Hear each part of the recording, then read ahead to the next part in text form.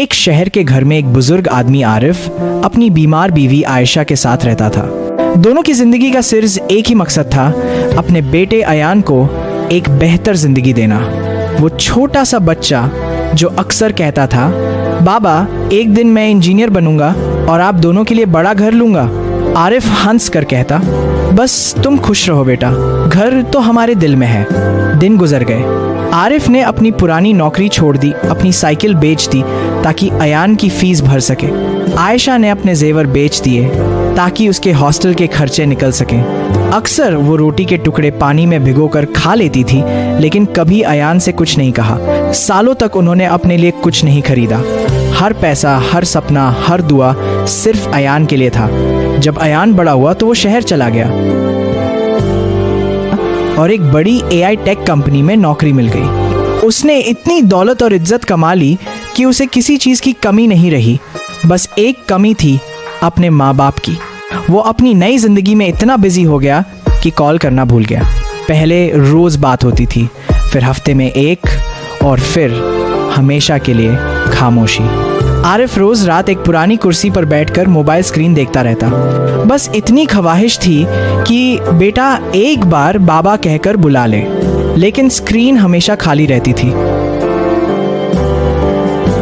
आयशा खिड़की के पास बैठकर हर बस को देखती, शायद इसमें अयान आ रहा हो। उनके घर में आवाज सिर्फ क्लॉक की टिक टिक की रह गई थी और दिल में एक उम्मीद कि शायद कल आ जाए। एक रात आयशा ने धीरे से कहा, आरिफ लगता है हमारा बेटा हमें भूल गया है। आरिफ ने मुस्कुरा कर कहा, नहीं आयशा, बच्चे भूलते नहीं, बस दुनिया उन्हें याद करने नहीं देती। लेकिन आरिफ के दिल में कुछ और चल रहा था, एक राज, एक सीक्रेट लाइफ जो कोई नहीं जानता था। उसने तय किया कि वो अपने बेटे के लिए एक डिजिटल तोहफा बनाएगा, एक एआई बॉक्स जिसमें वो और आयशा हमेशा जिंदा रहेंगे। उस बॉक्स में उनकी आवाज़ें, तस्वीरें, कहानियाँ और जज्बात रिकॉर्ड थे। उसने एआई को ट्रेन किया कि अगर वो दोनों न रहें तो ये बॉक्स अयान से उसी तरह बात करे जैसे माँ बाप अपने बच्चे से करते हैं। आयशा ने बॉक्स पर हाथ रखा और कहा,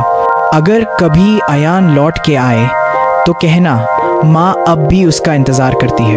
कुछ महीने बाद आरिफ और आयशा इस दुनिया से चले गए।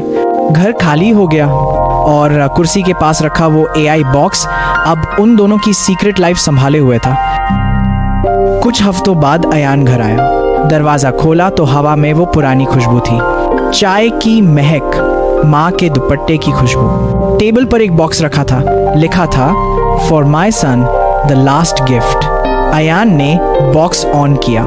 स्क्रीन पर एक रोशनी चमकी और सामने उसके बाप का 3D हॉलोग्राम उभर आया। आरिफ की आवाज़ गूंज उठी, बेटा अगर तुम ये देख रहे हो तो शायद मैं अब नहीं हूँ, पर मैं चाहता था कि तुम मुझे एक बार और सुन लो। फिर आयशा की आवाज़ गूंजी, माँ अब भी उसका इंतज़ार करती है। एआई बॉक्स ने अपनी सीक्रेट लाइफ दिखाई। वो आंगन, वो पतंग, वो माँ की मुस्कुराहट, सब कुछ जैसे फिर से जिंदा हो गया। आरिफ की आवाज़ फिर गूंजी, हमने सिर्फ इतना चाहा कि तुम उड़ाने भरो, पर तुम उड़कर इतना दूर चले गए कि हमारी सांस तक न सुन पाए। अयान के आंसू रुक नहीं पाए।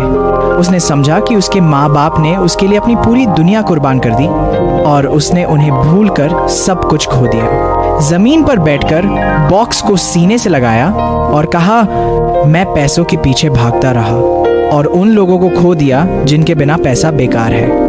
उसने कहा, काश मैं समझ जाता कि दुनिया की सबसे बड़ी दौलत मेरे माँ बाप थे। फिर उसने एआई बॉक्स उठाया और कहा, अब मैं कुछ ऐसा बनाऊंगा कि कोई बेटा अपने माँ बाप को कभी ना भूल सके।